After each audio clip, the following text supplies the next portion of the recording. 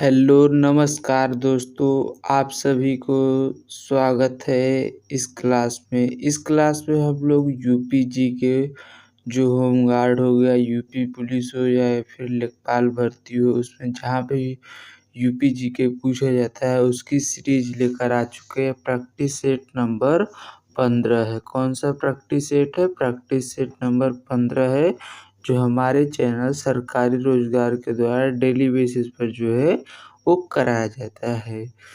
तो आशा करते हैं कि आप लोग अच्छे होंगे और अच्छे से अपनी स्टडी कर रहे होंगे। तो चलिए बिना किसी देरी के इस स्पेशल सीरीज को जो है, जो यूपी जीके का प्रैक्टिस सेट है, इसको हम लोग शुरू करते हैं। इसमें हम लोग 20 महत्वपूर्ण एमसीक्यू प्रश्नों को देखने वाले हैं, जो आपके एग्जाम के लिए दृष्टि से बहुत ही महत्वपूर्ण होने वाले हैं।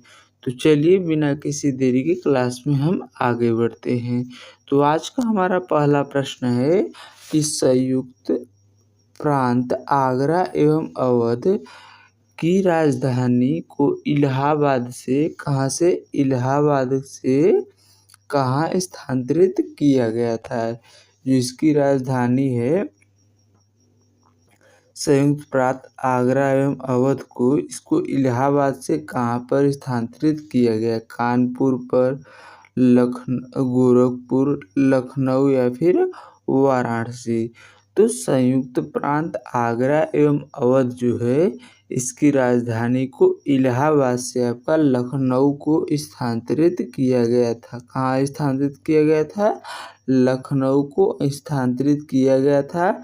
तब इसको आंशिक रूप से राजधानी बनाया गया था और बाद में इसको जो है 1935 में जो है लखनऊ को पूर्ण रूप से राजधानी घोषित कर दिया गया। कब घोषित किया गया था?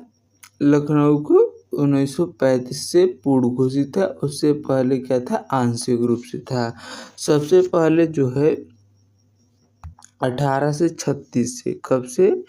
1836 से 1858 तक। कब से कब तक? 1836 से 1858 तक जो है, या फिर 58 तक कहाँ राजधानी थी? तो आगरा राजधानी थी। उत्तर प्रदेश की राजधानी क्या थी? आगरा थी। उसके बाद 1858 से, कब? 1858 से 1921 तक। 1921 तक तो आपको प्रयागराज थी। क्या थी? प्रयागराज थी। उसके बाद 1921 में जो है प्रयागराज से स्थानांतरित करके लखनऊ बनाया गया था और 1935 तक जो है लखनऊ आंशिक रूप से रहा था। कैसे रहा था? लखनऊ जो है आंशिक रूप से रहा था। उसके बाद 1935 से अब तक जो है लखनऊ को जो है पूर्ण रूप से बना दिया गया। कैसे? पूर्ण रूप से जो है लखनऊ को उत्तर प्रदेश की राजधानी जो है वो घोषित कर दिया गया था। प्रयागराज 1 नवंबर सन 1858 को देश की एक दिन के लिए राजधानी भी बना था। जो आपका प्रयागराज है वह 1 नवंबर सन 1858 को जो है देश का एक दिन के लिए राजधानी इसको भी बनाया गया था। इसी के साथ अगले प्रश्न की तरफ बढ़ जाते हैं। अगला प्रश्न हमारा, उत्तर प्रदेश दिवस किस तिथि को सेलिब्रेट किया जाता है? उत्तर प्रदेश है, इसका जो है अपना स्पेशल डे जो 23 जनवरी को सेलिब्रेट कर, 25 जनवरी को, 24 जनवरी को या फिर 26 जनवरी को। तो उत्तर प्रदेश दिवस जो है वो आपके 24 जनवरी को सेलिब्रेट किया जाता है। उत्तर प्रदेश की स्थापना दिवस के रूप में जो है, स्थापना की बात करें तो 24 जनवरी सन 1950 को इसका जो है नाम उत्तर प्रदेश हुआ था। कब? 24 जनवरी 1950 को जो है इसका नाम उत्तर प्रदेश रखा गया था। तो उसी के उपलक्ष्य में जो 24 जनवरी को उत्तर प्रदेश स्थापना दिवस जो है मनाया जाता है। और पहली बार जो है कब मनाया गया था? पहली बार की बात की जाए तो पहली बार जो है वो सन 2018 में इसको सेलिब्रेट किया गया था। कब सेलिब्रेट किया गया था? सन 2018 18 में आधिकारिक तौर पर मनाने का वर्ष है। और इसकी घोषणा कब हो गई थी? सन 2017 में ही है। महाराष्ट्र राज्य की तौर पर सन 2026 में जो है कौन सा नंबर का मनाया गया? तो 9वां नंबर का मनाया गया था। इसी के साथ अगले प्रश्न की तरफ बढ़ जाते हैं। तो अगला प्रश्न हमारा है कि उत्तर प्रदेश के किस शहर की सीमा हरियाणा से नहीं लगती है? उत्तर प्रदेश जो है वो 8 राज्यों एक केंद्र शासित प्रदेश के साथ अपनी सीमा साझा करता है। उसमें हरियाणा के साथ कौन से नगर की जो सीमा साझा नहीं होती है? मथुरा की, गौतम बुद्ध नगर की, सहारनपुर या फिर बुलंदशहर। हरियाणा के साथ किसकी सीमा नहीं लगती है? तो बुलंदशहर जो शहर आपका है इसकी सीमा जो है हरियाणा के साथ नहीं लगती है। इसकी बुलंदशहर की। हरियाणा के साथ किसकी किसकी सीमा लगती है? तो सहारनपुर हो गया, शामली हो गया, बागपत हो गया, गौतम बुद्ध नगर हो गया, अलीगढ़ हो गया और मथुरा हो गया। उत्तराखंड की बात करें तो उत्तराखंड के साथ 7 उत्तराखंड जो राज्य है इसके साथ उत्तर प्रदेश के 7 जनपदों की सीमा लगती है। उत्तराखंड जो है उत्तर प्रदेश को जो है काट कर अलग करके जो है सन 2000 में बनाया गया था। मध्य प्रदेश जो है 11 सीमाएं साझा करने वाले जिले हैं। बिहार से बात करें तो बिहार से भी 7 जिले साझा करते हैं और नेपाल जो देश है इससे भी उत्तर प्रदेश के 7 जनपद जो है वो सीमा साझा करते हैं। इसी के साथ अगले प्रश्न की तरफ बढ़ जाते हैं। अगला प्रश्न हमारा उत्तर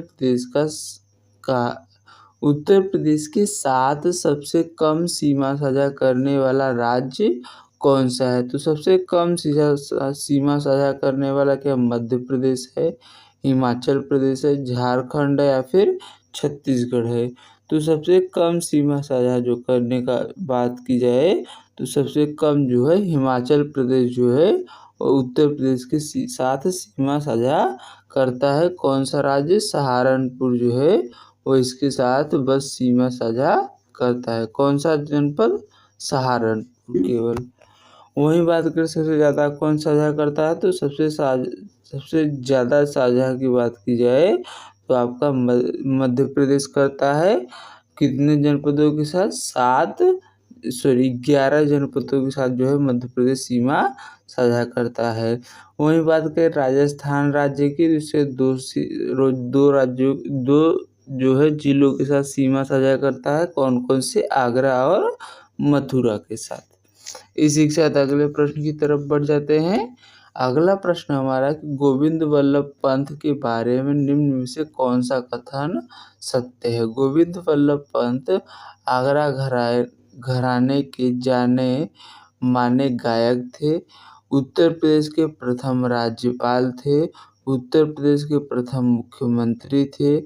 शास्त्रीय नृत्य शैली के प्रतिपादक थे। तो बात करें जो गोविंद वल्लभ पंत तो उत्तर प्रदेश के प्रथम मुख्यमंत्री थे। क्या थे? उत्तर प्रदेश के प्रथम मुख्यमंत्री कौन थे? तो गोविंद वल्लभ पंत थे। इन्हीं के नाम पर जो है सोनभद्र में गोविंद वल्लभ पंत जो है जलाशय का निर्माण भी कराया गया है। इनको भारत रत्न की बात करें तो सन 1961 ईस्वी में जो है इनको भारत रत्न से सम्मानित किया गया था। उत्तर प्रदेश की प्रथम राज्यपाल कौन थी?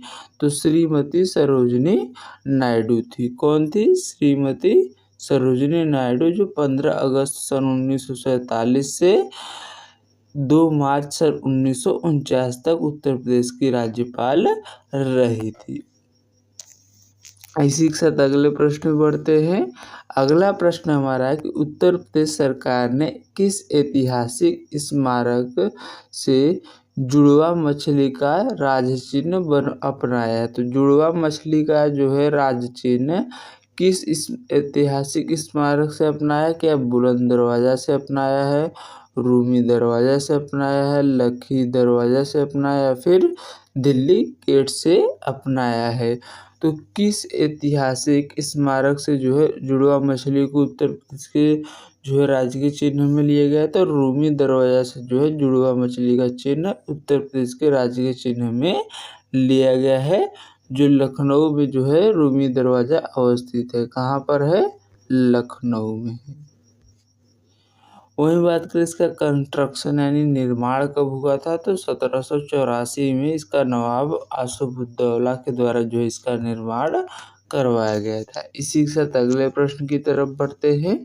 अगला प्रश्न हमारा है कि मथुरा, डिगबोई और पानीपत में परिष्करण शालाएं जो रिफाइनरीज हैं किसके द्वारा स्थापित की गई थी? भारत पेट्रोलियम के द्वारा, मद्रास रिफाइनरीज के द्वारा, या फिर इंडियन ऑयल कॉरपोरेशन के द्वारा, या फिर हिंदुस्तान पेट्रोलियम के द्वारा। तो मथुरा, डिगबोई और पानीपत में जो है परिष्करण शाला यानी रिफाइनरीज जो है इनकी स्थापना किसके द्वारा की गई थी? तो इंडियन ऑयल कॉरपोरेशन जो है कौन सा संस्थान? इंडियन ऑयल कॉरपोरेशन के द्वारा जो इसकी स्थापना की गई थी। इसी के साथ अगले प्रश्न में बढ़ते हैं। अगला प्रश्न हमारा है कि किस मुगल शासक की बेगम का मकबरा जो है मरियम उज जमानी जो है सिकंदरा में स्थित है? सिकंदरा में जो है मरियम उज जमानी मकबरा जो है वो किसकी मुगल शासक की बेगम की है? अकबर का, जहांगीर के, शाहजहां के, या फिर औरंगजेब के? तो सिकंदरा में जो है वो मरियम उज जमानी जो मकबरा है वो अकबर की जो है बेगम का मकबरा अवस्थित है। किसकी बेगम का? अकबर का। एतमादुल्ला का मकबरा की बात की जाए तो आगरा में अवस्थित है, जिसका निर्माण नूरजहां के द्वारा करवाया गया था। शेख सलीम चिश्ती का मकबरा बात करें तो फतेहपुर सीकरी में है। वही बात करें आपके बहू बेगम का मकबरा कहाँ पर अवस्थित है? तो बहू बेगम का मकबरा जो है अयोध्या में अवस्थित है। वही बात करें आपके जो है हुमायूं का मकबरा कहाँ पर था? तो हुमायूं का मकबरा दिल्ली में अवस्थित है। और आपका औरंगजेब का मकबरा कहाँ है? आप लोग कमेंट के बताइएगा। इसी के साथ अगले प्रश्न में बढ़ते हैं। अगला प्रश्न हमारा है कि उत्तर प्रदेश में पागल बाबा मंदिर अपनी कठपुतली प्रदर्शन के लिए कहाँ प्रसिद्ध है? तो पागल बाबा मंदिर जो है अपनी कठपुतली प्रदर्शन के लिए अयोध्या में, वृंदावन में, चित्रकूट में, या फिर वाराणसी में प्रसिद्ध हैं। तो पागल बाबा मंदिर जो है अपनी कठपुतली प्रदर्शन के लिए जो है वृंदावन में जो है वो प्रसिद्ध है। कहाँ पर प्रसिद्ध है? तो वृंदावन में जो है ये लोग प्रसिद्ध है। और ये कहाँ वृंदावन कहाँ पे पड़ता है? वृंदावन मथुरा में। वही बात करें भारत माता मंदिर कहाँ पर अवस्थित है? तो भारत माता मंदिर की बात की जाए तो आपका वाराणसी में। कहाँ पर अवस्थित है?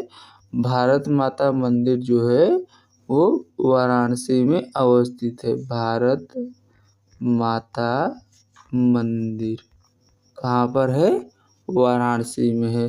तुलसी मानस मंदिर भी कहाँ पर है? तो वाराणसी में है। तुलसी मानस मंदिर कहाँ पर है? तो वाराणसी में है। बात करें शाकंभरी देवी का मेला कहाँ पर लगता है? तो सहारनपुर में लगता है। माँ विंध्यवासिनी देवी का मंदिर कहाँ पर है? मिर्जापुर में है। और माँ पाटेश्वरी देवी के मंदिर की बात की जाए तो बलरामपुर में अवस्थित है। इसी के साथ अगले प्रश्न की तरफ बढ़ जाते हैं। अगला प्रश्न हमारा है कि प्रसिद्ध धार्मिक तीर्थ स्थल नैमिषारण्य उत्तर प्रदेश के किस जिले में स्थित है? तो नैमिषारण्य की बात की जाए लखीमपुर खीरी में है, लखनऊ में है, सीतापुर में, या फिर हरदोई में है। तो प्रसिद्ध धार्मिक स्थल नैमिषारण्य की बात की जाए तो ये आपके सीतापुर जनपद जो है यहाँ पर अवस्थित है। कहाँ पर अवस्थित है? सीतापुर जनपद में अवस्थित है। वहीं बात करें इसकी स्थापना जो है अकबर के नवरत्न राजा टोडरमल के द्वारा जो है नैमिषारण्य सीतापुर में है। यहीं पर अकबर के नवरत्न राजा टोडरमल का जो है जन्म सीतापुर में ही हुआ था। उत्तर प्रदेश जो है गोमती नदी के जो है नैमिषारण्य की बात की जाए तो गोमती नदी के बाएं तट पर अवस्थित है, जहाँ जिसको नैमिषारण्य को ही 84,000 ऋषियों की तपस्वी भी कहा जाता है। किसको कहा जाता है? तो नैमिषारण्य को। इसी के साथ अगले प्रश्न में बढ़ जाते हैं। अगला प्रश्न हमारा है कि हाल ही में 3 दिवसीय राष्ट्र रक्षा समर्पण पर्व जो है आयोजन उत्तर प्रदेश के किस शहर में हुआ था? तो राष्ट्र रक्षा समर्पण पर्व की बात की जाए तो 3 दिवसीय जो यह है एक अमेठी में आयोजित हुआ, झांसी में, मथुरा में या फिर प्रयागराज में। तो 3 दिवसीय पर्व की बात करें तो यह 3 दिवसीय पर्व जो है आपके झांसी में आयोजित हुआ था। कहाँ पर? झांसी में। झांसी में ही आयुर्वेद महोत्सव जो है वो सेलिब्रेट किया जाता है। आयुर्वेद महोत्सव कहाँ पर मनाया जाता है? तो महोत्सव जो है आयुर्वेद महोत्सव आपके झांसी में सेलिब्रेट किया जाता है। ताज महोत्सव की बात करें तो आगरा में, देव दीपावली वाराणसी में, सुलहकुल उत्सव जो है आगरा में सेलिब्रेट किया जाता है। इसी के साथ अगले प्रश्न में बढ़ते हैं। अगला प्रश्न हमारा है कि कार्तिक लोक नृत्य उत्तर प्रदेश के किस क्षेत्र से संबंध है? तो कार्तिक लोक नृत्य की बात की जाए बुंदेलखंड से है, अवध से, पूर्वांचल से या फिर रुहेलखंड से। तो कार्तिक लोक नृत्य जो है आपका बुंदेलखंड से संबंधित है। यहाँ ही घोड़ा, बरेडी, कानरा, दीवारी, पाईडंडा, ख्याल नृत्य ये सब कहाँ होते हैं? तो बुंदेलखंड क्षेत्र में किए जाते हैं। पूर्वांचल की बात करें तो कजरी लोक नृत्य है। इसी के साथ अगले प्रश्न की तरफ बढ़ जाते हैं। अगला प्रश्न हमारा है कि प्रसिद्ध संगीतज्ञ गिरिजा देवी का संबंध किस घराने से है? क्या लखनऊ घराने से है, आगरा घराने से है, बनारस घराने से या फिर ग्वालियर घराने से है? तो प्रसिद्ध गायिका गिरिजा देवी का संबंध जो है बनारस घराने से है। किस घराने से है?